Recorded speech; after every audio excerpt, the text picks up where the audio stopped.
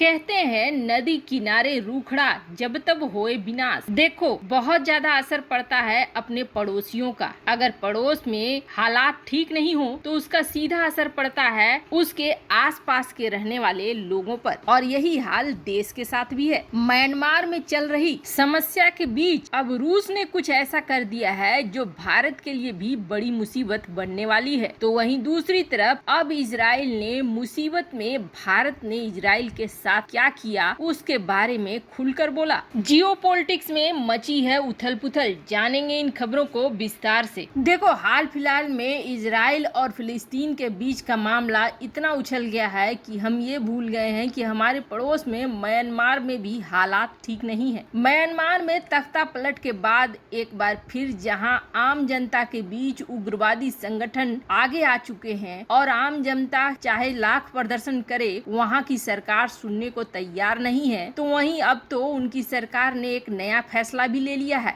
और उस फैसले के अंतर्गत दरअसल जो सैन्य सरकार है इस वक्त, सैन्य सरकार ने एक कमेटी बनाई है जिसको चुनावी कामकाज को देखने के लिए बनाया गया है। इसे इलेक्टोरल बॉडी का नाम दिया गया है। अब इन्होंने क्या किया है, इन्होंने आंग सान सू जो कि इस तख्ता पलट के पहले की शासक थी, उनकी पार्टी को अब ये खत्म कर रहे हैं। उनकी पार्टी का नाम है NLD यानी national league for democracy party. अब इन्होंने ये आरोप लगाया है कि इस पार्टी ने पूरा फ्रॉड मचाया था नवंबर की चुनाव में, गलत तरीके से अपनी सरकार बनाई थी, इसी वजह से हम इसे हटा रहे हैं। देखो अब ये चाहे जो कुछ भी कहें, कोई कुछ कहने वाला है नहीं, कोई कुछ रोकने वाला है नहीं, पर इसका असर पड़ रहा है भारत के ऊपर। भारत के ऊपर असर इसलिए पड़ रहा है क्योंकि यहाँ से भाग भाग के लोग भारत में शरण ले रहे हैं। अब इस आर्टिकल को आप देखें जिसमें आपको पता चलेगा कि म्यांमार के लोग सिर्फ आम लोग ही भागकर मिजोरम में शरण नहीं ले रहे हैं, बल्कि वैसे लोग भी हैं जो अधिकारी हैं, पुलिस में हैं, लॉ मेकर हैं, कानूनविद हैं। कहा यह जा रहा है कि 4000 से 6000 रिफ्यूजी म्यांमार से निकलकर भारत पहुंच चुके हैं और भारत के इस मिजोरम वाले इलाके में ठहरे हुए हैं। अब समस्या ये है कि कहर इनके ऊपर यहाँ भी पीछा नहीं छोड़ रही है। भारत में जिस तरीके से इस वक्त महामारी फैली हुई है, ये महामारी ये लोग जहाँ पे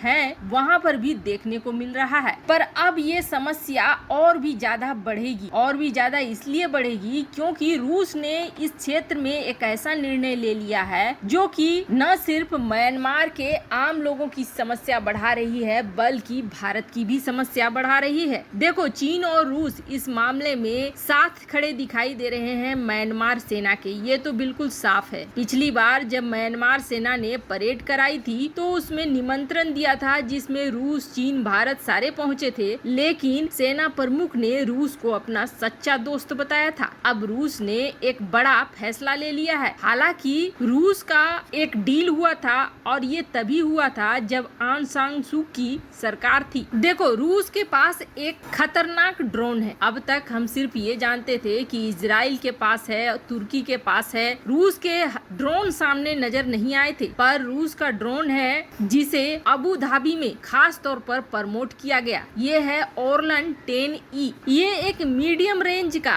मल्टीपर्पज अनमेन्ड एरियल व्हीकल है जिसे रूस की company firm special technology centre ने डेवलप किया है। अब इसका इस्तेमाल कई तरह की चीजों में किया जा सकता है, जैसे कि अगर हवाई निरीक्षण करना है, मॉनिटरिंग करनी है, सर्च करनी है, रेस्क्यू करना है, या फिर युद्ध की ट्रेनिंग देनी है, या जाम करने हैं रडार वगैरह, या रेडियो सिग्नल को डिटेक्ट करना है, या फिर टारगेट को ट्रैक करना है। मतलब कि हर तरीके का काम ये कर सकता है। अब तक ओरलन 10 का इस्तेमाल रूस सीरिया में, आर्मेनिया में, यूक्रेन में करता आया है। रूस का ये काफी एडवांस ड्रोन माना जाता है। और आपको बता दें ओरलन 10 अपने साथ 10 पाउंड का पेलोड ले जा सकता है, यानी कि करीब 4.5 kg का, और 70 मीटर प्रति घंटे के हिसाब से 18 घंटे तक ये चक्कर लगा सकता है, जिसको 90 माइल्स तक कंट्रोल किया जा सकता है। साथ ही साथ खतरनाक बात यह है कि इस ड्रोन के जरिए बम भी गिराए जा सकते हैं। और अब रूस ने बड़ा फैसला लेते हुए $15 मिलियन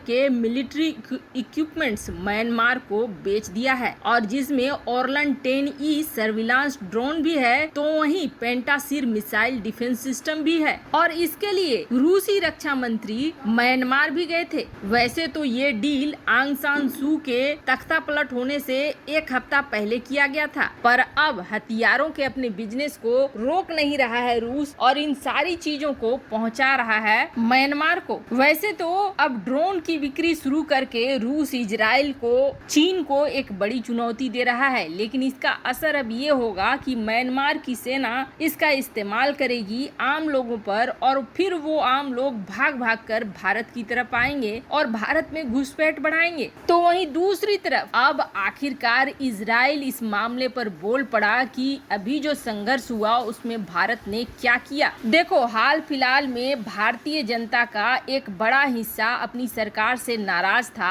और वो इसलिए नाराज था कि उनका मानना था कि भारत की सरकार को इजराइल को खुला समर्थन देना चाहिए। पर भारत और इजराइल के बीच इस तरह की कूटनीति और इस तरह की अंडरस्टैंडिंग है कि आप देखोगे कि भारत ने यूएन में फिलिस्तीन का समर्थन किया, फिर भी इजराइल अपने कंसाइनमेंट भेजता रहा। और अब इस बात की पुष्टि करी है खुद इजराइल के राजदूत ने कि भारत और इजराइल इन दिनों लगातार संपर्क में थे और एक दूसरे की अंडरस्टैंडिंग बना कर रखी थी। ये खुलासा भले ही भारत ने न किया हो, पर इजराइल की तरफ से आधिकारिक रूप से इसका खुलासा किया गया। देखो, इजराइल की राजदूत हैं, डिप्टी राजदूत हैं भारत में, रोनी येडिडा। ये वही हैं जिन्होंने सौम्या संतोष के लिए एक भावुक मैसेज दिया था। इन्होंने साफ किया है कि इन दिनों जब इजराइल फिलिस्तीन के झगड़े चल रहे थे, तब भी भारत और इजराइल के अधिकारियों के बीच लगातार बात हो रही थी और हम लगातार संपर्क में थे। दुनिया के कई देशों ने खुलकर इजराइल का समर्थन किया, पर भारत खुलकर सामने नहीं आया। हम उस स्थिति को भी समझते हैं, हमें पता है कि भारत क्यों खुलकर नहीं आया, पर इतना जरूर है कि भारत और इजराइल के बीच आपसी समझदारी में इससे कोई फर्क नहीं पड़ने वाला है। और जिस तरीके से भारत के लोगों ने बड़ी संख्या में इजराइल का सपोर्ट करा, हम अच्छे से समझते हैं कि भारत और इजराइल का रिश्ता